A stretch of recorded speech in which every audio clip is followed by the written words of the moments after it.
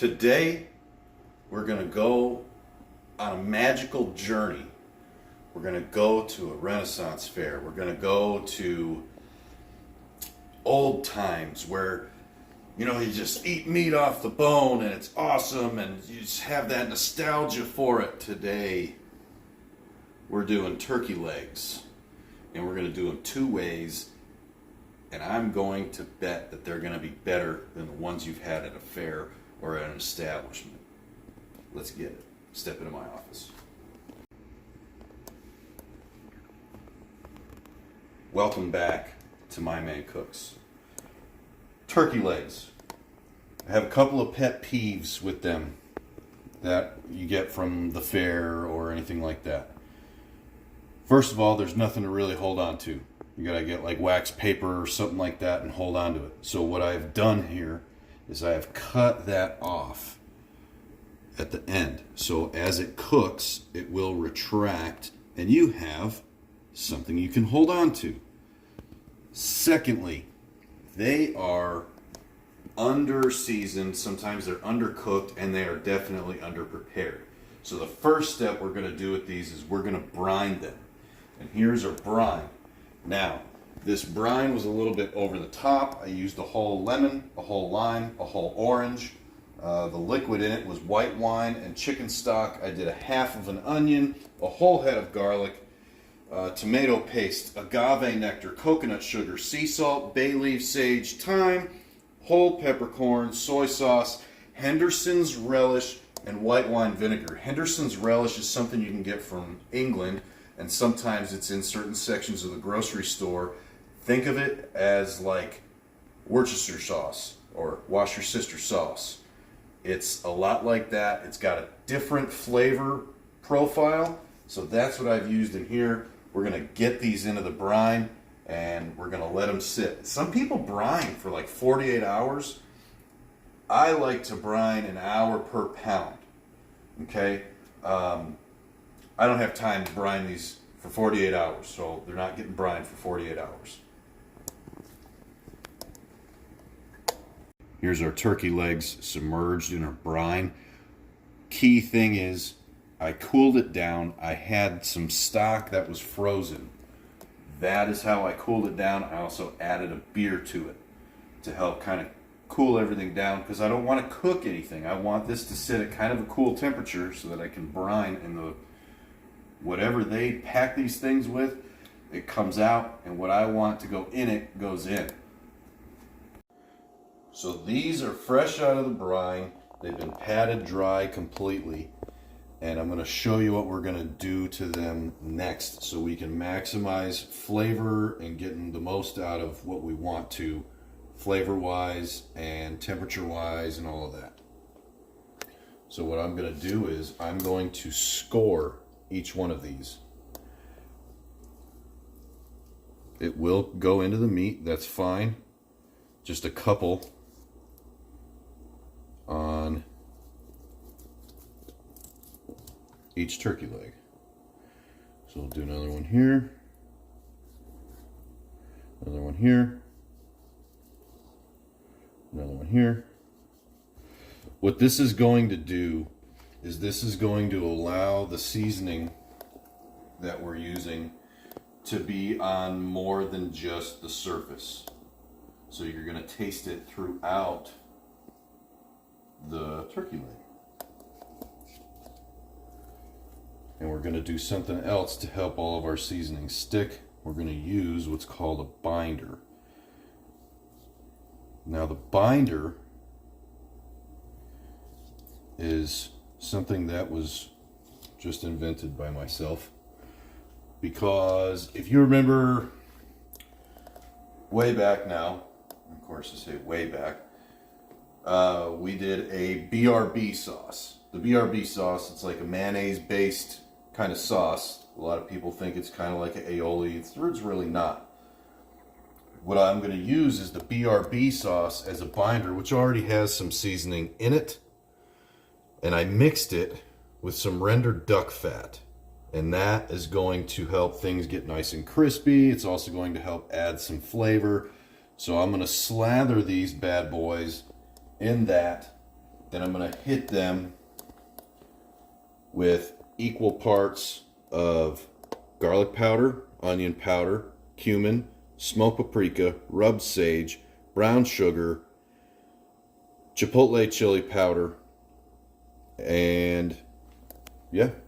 But first, because I don't want to over salt these, I have my salt in a separate container. As soon as they get the binder on them, they're going to get some salt, and what I have is a mixture of coarse kosher salt with Himalayan pink salt.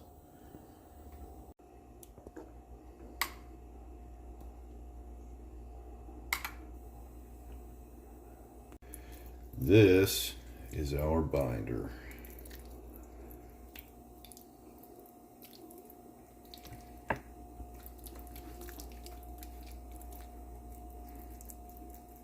We've applied our binder to everything.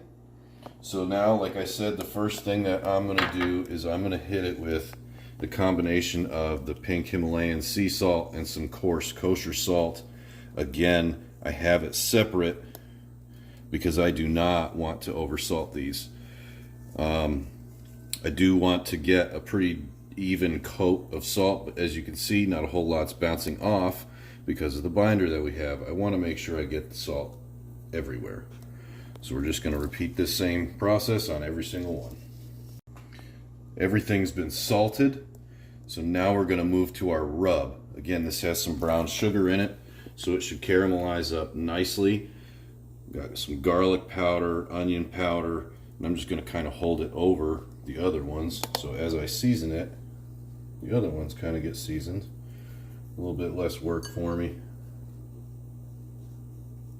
But I want every last bit of this to get some seasoning. And I even want to kind of massage it in to the cuts that we made, the scoring that we did, to get the flavoring down into the meat.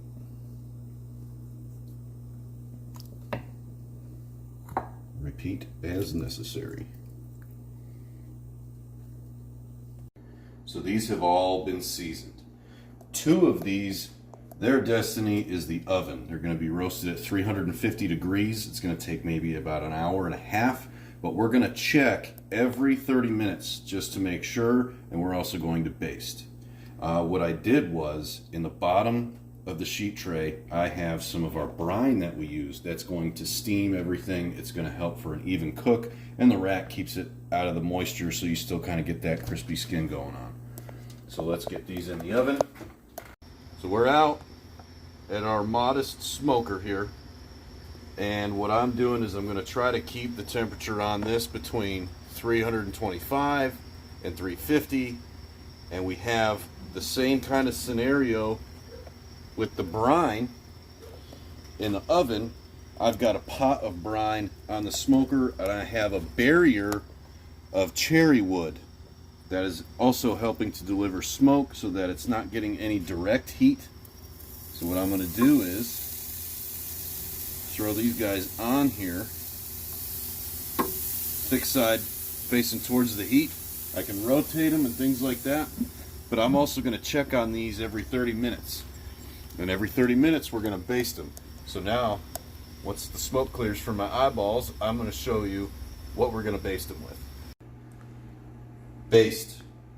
So what we have in here is we have some butter. I'm going to lightly salt it with the same salt that we put on our turkey legs. I'm going to throw some thyme in there.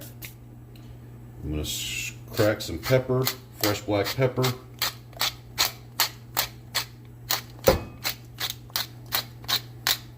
To get a lot in there, because not only is it going to provide something to help crispen up that skin, but it's going to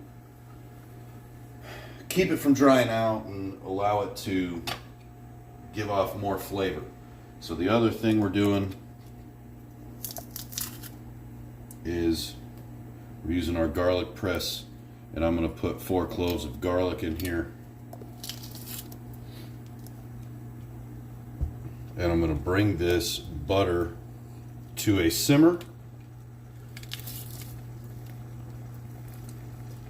so that all of the flavors kind of get incorporated. They play well on the playground with one another, and that will allow everything to absorb everything. So we scrape that off of there. We don't want to leave any men behind. And now we mix and we allow everything to get fragrant. Once everything gets fragrant, we don't have to do anything anymore, because we don't want this to help cook anything. We don't want that process to go any faster than it's already going to go. And I can already smell the garlic. I'm going to wait till I can smell that thyme. And this, every 30 minutes until we are done cooking, we reach a temperature of about 165, 170 with our turkey legs.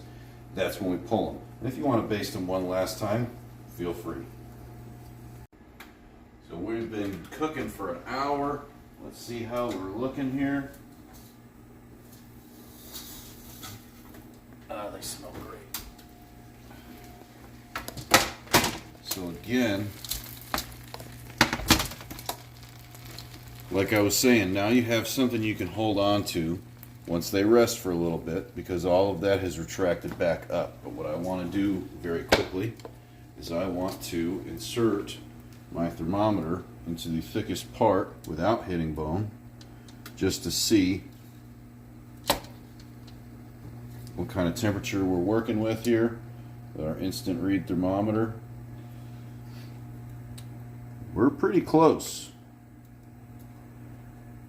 I'm going to let these sit in there for a little bit longer, because like I said, I'm going to want to pull them at like 170-ish, and we're at about 163-ish. So we're going to baste these, and they're going to go back in the oven. So that was the oven roasted ones. Now we're going to check the ones in the smoker.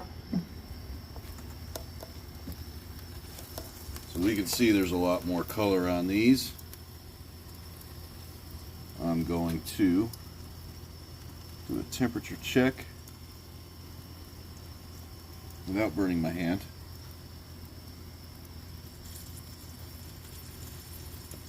Right about on par with our oven roasted.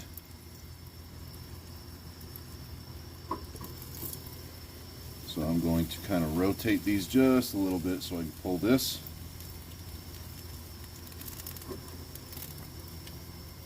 I don't know why I'm doing that. I have this. I have my tongs. I'm just going to rotate ever so slightly. Rotate this guy ever so slightly.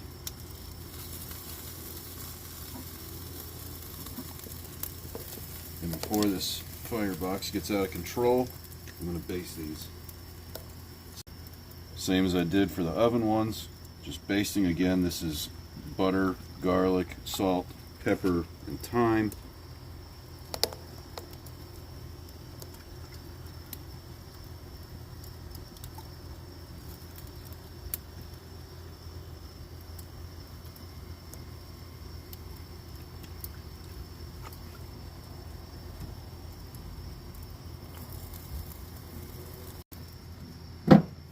Now, got about 30 or so minutes left. We'll see how they come out. We have finished. These two are the oven roasted. These two are the smoked. And as you can tell, they're not dry by any stretch of the imagination. So what I want to do is I can't really wait anymore. We ended up going about an hour and a half even, both in the oven and on the smoker, because we were able to keep those at a similar temperature. And I'm, without any further ado, I don't even know where to attack this thing. But like I said, you have a handhold now, because we allowed that skin to retract and everything like that. Where do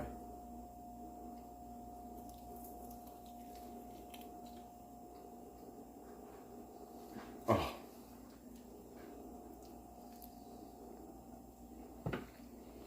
Come here and take a look. It's not dry. You have a little bit of that smoke ring in there. That cherry wood is on point. Oh gosh, my face. Face is a mess.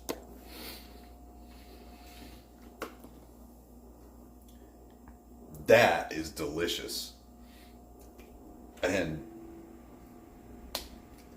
I hope you guys try this. I hope you learned something, because these are amazing. And next time you think about spending 18 tickets at a Renaissance fair on a turkey leg, you can make them better at home. You can do it this way. And that's just 2 ways. I want to do another video. I want to do them smoked part of the way and then deep fry it. And then I want to do against another one that's just deep fried.